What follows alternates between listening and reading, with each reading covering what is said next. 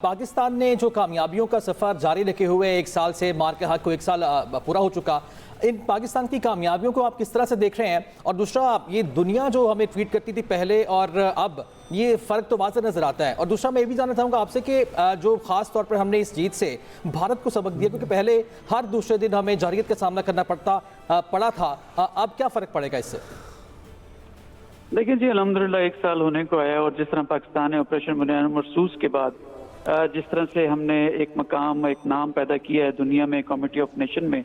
उसको हम जिस कदर सेलिब्रेट कर रहे हैं, तमाम ही जो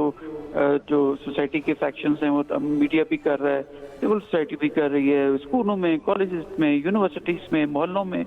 शहरों में अगर आप देखें तो उसको सेलिब्रेट करें। ये एक ऐसी कौम जो है वो पाकिस्तान जो उभर के सामने आई है, जो मेरे फादर मुझे कह रहे थे कि 1965 और 71 की वॉर जिन्होंने खुद देखी थी, कहते हैं बिल्कुल उसी किस्म का एक जज्बा जो है वो नजर आता है। हालांकि उस वक्त इस तरह का मीडिया नहीं था, लेकिन कहते हैं बिल्कुल इसी किस्म की एक फीलिंग 65 में भी थी, जो हमने ये जो ऑपरेशन बुनियाद मरसूस में एक नई तारीख रकम की। जहां तक इंडिया का ताल्लुक है, इंडिया बुग़्ज़ चाइना के सिलसिले में अमेरिकन ने उसको स्पेशल न्यूक्लियर डील भी दी थी 2010 में,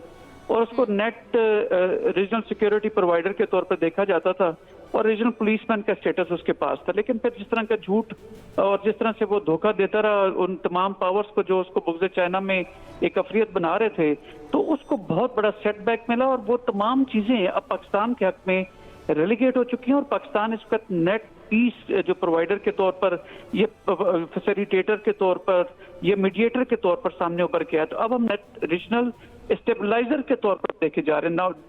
ये जो बड़ा मेजर शिफ्ट जो है,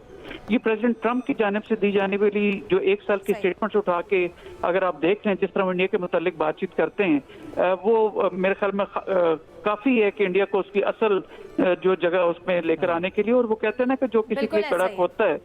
जी जी।